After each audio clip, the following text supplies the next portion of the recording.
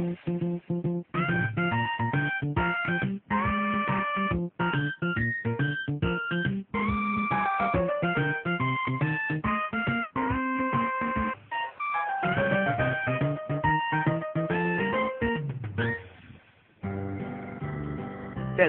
اسم ما بیژنه ولی تو محله بگن تیپچه. نمیدونم به چی بگم، بعدا بهتون بگم. به چه آقا میلا هستم، ساکن کوچه بومبند. میشم یک نکل مخابراتی، یک در قهوگی عوض شد چسبیده به دیوار. زنگ بالم کنم لطفا زنگ بزنه. خدمت عرض کنم با خیلی خوشتیپم. شاید برو بگن تیپچه که به تیپ رو نگاه کنه. دمت گرم. برد پیتو مثلا اینقدر خوشتیپم. از قدیم گفتن صله رحم که همون دیده بازی و خودباره بایه زیادی عمر زیاد بکنه و خیلی هم سفارش میده. راستش قدیما رفت و آمد خیلی زیاد بود. مردم برفتن خانه همدیگه، یک لقمه دونه باستی بخوردن، نشستن 4 کلام با هم حرف بزنن، احوال هم باخبر برفتن. اما حالا چی؟ خاطری که میخوام بهتون بگم راستش مربوط به همین موضوعه. یک روز ظهر خانه باجر آقا بوده دعوت بوده. پلیس آقا ما تو خانه نشسته بودیم، باجر آقا با عین پروانه دور ما بچسبید. اول تو چایی بره با بود.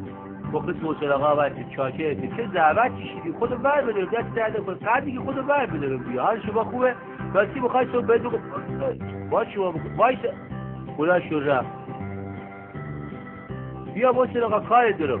حقیقتا میخوام از چکرو باهاش صحبت کنم، دلو برات تنگ گرفته. اون سری قبل که رفته مگه بذاش با باید صحبت کنیم، هی چپ و راست بچیم ما باشید دعوت بکشیم، ما که هر شب ایچه بیم افشان 6 ماه یک بار ایچه دیگه هر 6 ماه بگیم با خودو بر بدارم تو دعوت نکش محسن جان جان خودو شهرونده بکنیم. حقیقتا بخواه کجا داری بری؟ خودی خانم که از اون با خواهرخانه گذاشتن به ساعت شام آماده میکردن. آقا چند و غذا درست کرده بودن، سالاد درست کرده بودن.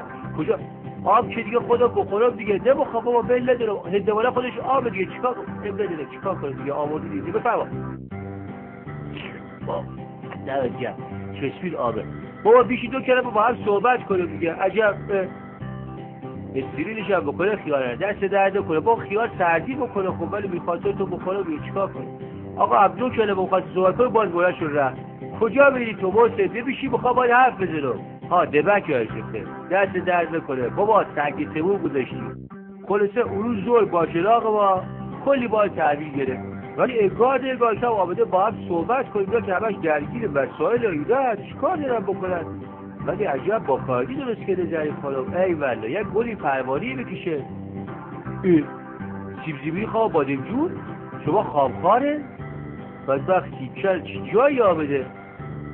خلاصه به ساعت نهار پر رفت و با دولوپی بخورده بیاد خالی. هی باجنا گفت خواهشت با قاعده بخورید، اجدا بردارید این برداره اونو برداره. خلاصه خودش بره با یک گره غذا بودش مونه بدونم چی بود تو گلوم گیر که بولی خانم آب بهش میده بدبخت برد. بالبال بزنه از قحطا که در نمیدی سیب که آبرو بار نبود یک جوری برخورد کن که 2 بار دیگه از غذا خوردی. خلاصه وسط کار گفتیم این غذای بیشه که وارده چی بوده یک گاز ازش بزنیم بیدیم چی بزهیه. عجب خوشمزه واقعا خوشمزه. بعد حسابیونا جلو گوسفند بریزینه بخوره خواب بخوره دندون کرسی ها داره همه بیریزه خجالت بکش. نگاه آبونو باره برد اونجا. خلاصه آقا کلی سر نهار حرف بزنه و همش خورده. خلاصه نهاری که خورده بخواستیم بره محسن آقا اصرارش شده شب وایسه دیگه. گفتم خب دوست دارم چون حرف بزنه ولی بول خاله با یک نگاه که گفت باید بریم خانه با. گفتم محسن جان حقیقت به چه گفت ببخشید غذا رو گاز باید بریم خانه با دیگه. بعد بول خاله گفت بله زود باش راه بیفته. یه بار چاره نیست و نگاه خشکه گفت محسن جان دست درد کنه خدا نگهداره ولی مشغول زوبه حتما بیه پیش با آخر خوشحال بره. گفت باشه چشم حتما بیه بود. خب باشه بیه دیگه حتما. خلاصه کلی اصرار و تعارف رفتیم. بالاخره آمد پایین هوا که روشن چیز بود بلند شد کاش که 2 ساعت دیگه پای بساده. گفت آقا کلی اصرار کرد دست شما درد کنه لطف کرده زحمت کشیده بازم تشریف کنی واسه یک چیز یادم رفت. کجا میری محسن آقا؟ میگه چیز زحمتی میکشه. دیدم 2 تا دور سنگه که تازه آورده بود چرا شما زحمت میکشه خجالت بده. خلاص خداحافظی کرده و رفته. همینش که دور میشده بس اشتباه کردم. میشه دوباره برگردونه یک خاطره رو گفتم. برگردونه آره بیشتر همینجا نگه داره. محسن آقا دور داد گفت که راستی با ماشین برسونم تا گفت با پیجامه که نمیتونی با ماشین بار برسونی. گفت نه خواهشت گفتم نه میخوام